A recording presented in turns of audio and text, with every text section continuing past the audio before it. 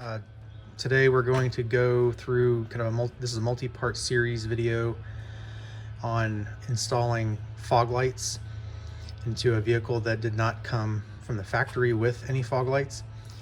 And today's video we're going to go over removal of the interior trim pieces and placement of the switches. So I've got a place kind of lined up that I'm looking to put these at is right here, which is kind of where the factory trailer package controls are. So I'm not entirely sure yet what's behind there, but we're going to get into that and we'll see what we have. So first we're going to start off with removal of I'm going to start with the side panel, and then we'll get into kind of what needs to happen to get this piece off. This is one piece of trim here that will come off. I'm also looking to add in the future I'm going to add an aftermarket trailer brake controller that I'm going to put in the same location here. So I'm really looking to have two spots, one for the fog light switch and the other for a knob or the controller for the trailer brake. I'm looking to use a red arc trailer brake controller whenever I get to that point. So what you're going to need for this, a couple of tools. You definitely want to get yourself a good set of trim removal tools. These are like a reinforced nylon. They're super stiff plastic, so they don't scratch or mar. So you want to get yourself a set of those, which I've used these for a long time. And also it looks like some of the interior screws are a T15 Torx. So I've got that ready, and then we'll see what other kind of pieces we need along the way. First things first, we're going to start with removing this interior fuse panel access cover, and that'll kind of give us access to the inside of the dash, and we'll see what else where we have to go from there. So where I usually start with this is start at the bottom here, and you can kind of get your finger underneath and pull out, and then I just work the trim tool up and around. There's, I don't know, 3 or 4 clips along here, and it hinges out about the back seam here where the weather strip is, so it'll hinge out like a door there and then come straight out. So we'll get that removed. So once you have those clips popped out, this just opens up like this and pulls straight out. And so you can see here how where the clips are at, and the metal clips interface with the dash. And this is where you have your I think this is interior or instrument cluster left fuse block. So you've got the fuse diagram there if you haven't been into the dash before. All right, so we'll get into here. I'll be able to shine a light in here and kind of see what needs to happen, what do we have to remove in order to get into here and remove that trim piece. There's one thing to note. There is this fuse block here does come off because there's relays on the back side of it and connectors on the back side, so it's a bit of a trick to get out, but that can come off and kind of pull to the side to give you additional access. Get your hand in there to be able to do work behind the dash. Okay, you can see we've got the lower dash panel removed, and so there were 4 screws, a couple on the side, a couple underneath that came out, and 4 clips. You can see 1, 2, 3, 4 along the top that I used the pry tools to pop out of the dash. And you can see this exposes a couple of additional fasteners to be able to get this trim piece out. So we'll take those out, and then we'll get into pulling that dash piece. All right, so once we've got those 2 screws removed, there are 3 clips in the dash that pop out using the tool, and this allows you to kind of remove the panel. All right, and so what I can see from this is good news. You can see the harness here for the trailer brake controller that just plugs into nothing right now. I have seen some videos where some people have tried to buy the switch and the panel that takes the factory controller and plug it up and think it's going to go, but it doesn't work. Similar, to my experience with trying to get the fog lights to work from the factory switch. There's body control module programming that needs to happen that I don't have the tools to do. So that's kind of why I didn't go that route.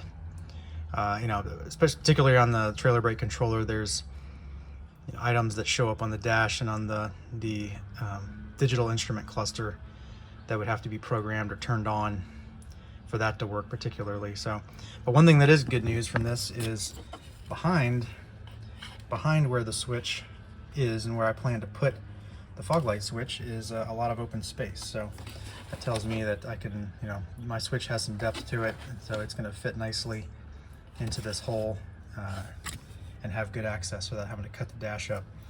I'll just put the hole approximately there for the fog light switch, and then future for my trailer brake controller. So I've removed the instrument panel piece from the vehicle, popped out the clips, removed a couple of screws, and what I'm working on now is the placement of where I want the switch to go. So I've got my switch here that I've ordered, and I'm just going to try just putting it in just right into the panel right now with no little bulkhead or other piece that trim piece that goes around it, and we'll see kind of how that looks. And if that doesn't work out, then I'll have to go to another option or make something. So what I've done is I've measured the length and width of the part, and I've transferred that over to a piece of masking tape here that I've been kind of placing where I want the switch to go. And so some of the things I've considered are having it in line with the other switches. So I've just taken a straight edge across top and bottom and make sure that it's centered that way, and then that it's straight up. And so I just took that and I marked it out with a razor blade. And so I've got a little witness mark there that I'm going to go after now and cut out. So what I'm going to try working with first is probably not going to get through it with just a knife, a razor knife, but I may have to drill a hole and use a saw. I've got either a coping saw or a like a miniature hacksaw, something like this, that'll take real fine tooth to be able to cut. So we'll go ahead and get that cut out, and then we'll go to the next step. Okay, so after some working the part, this is what I've ended up with. I used a combination of some pin files,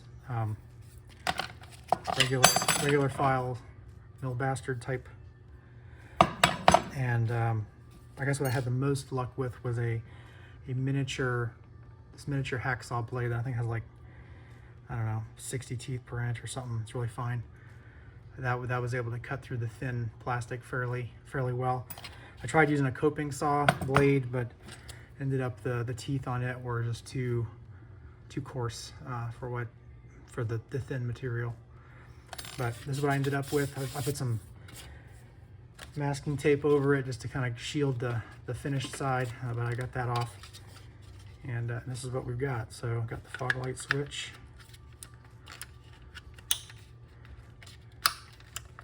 Goes in there, and that's it. It's in there pretty snug. I thought I might have to put a little bit of epoxy or maybe some hot glue or something on the back, but there's the back side. So I thought it came out looking pretty good. No scratches or anything on here, and everything looks straight with the dash, with the other switches on here. So that part's done. We'll move on to the next step. I've got the fog light switch hole created, and it's all installed right now, just kind of mocking it in. I have also checked the lights. There's a light that illuminates the fog light words that I'm tying into the instrument panel light circuit, and then there's the light that turns on when you actually turn the fog lights on. That will indicate that the fog lights are on. So that's why you have a couple of circuits within the switch. Okay, so the next step is trying to decide where to put, or where to tap off out of the circuit panels to be able to get two things. I wanted the lights fog lights to turn off when the lights are off, or when the light circuit is off, regardless of whether I have the switch on or off. I don't want to just have it, anytime I turn the switch, it's going to turn on. I do want them slaved to the headlight circuit.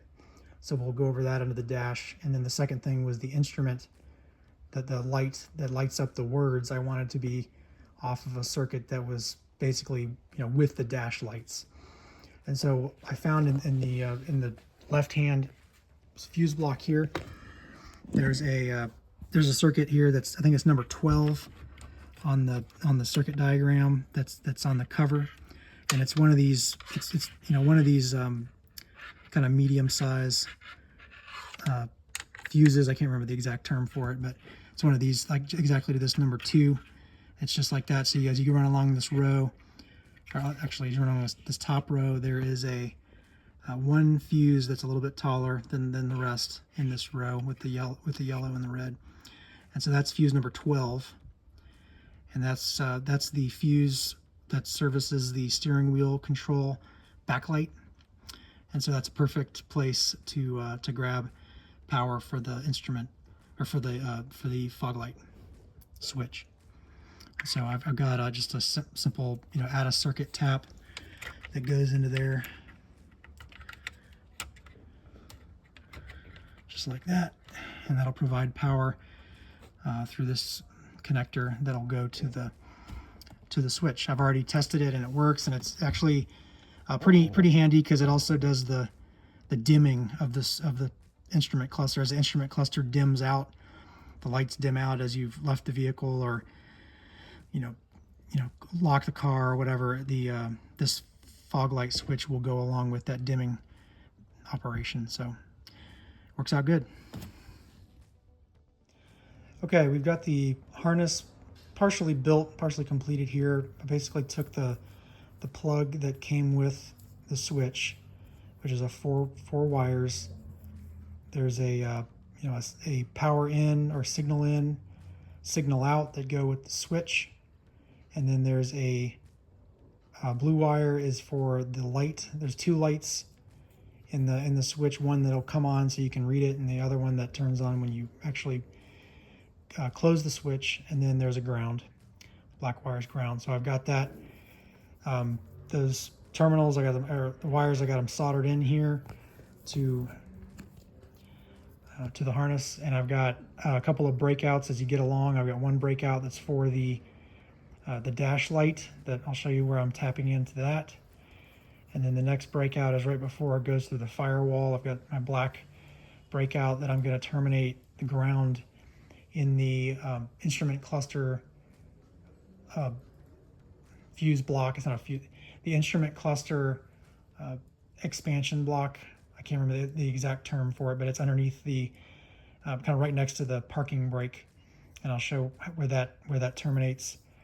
And then the other 2 wires, the green and the red, are the signal wires to provide power to the relay. So the red wire is going to be tapping into a circuit under the hood that controls the parking lights. So there's a relay under the hood fuse block that's got fuses and relays for the parking lights. So I'm tapping off of that fuse to provide power to the switch, and then whenever the switch is closed, the green wire provides power to the relay.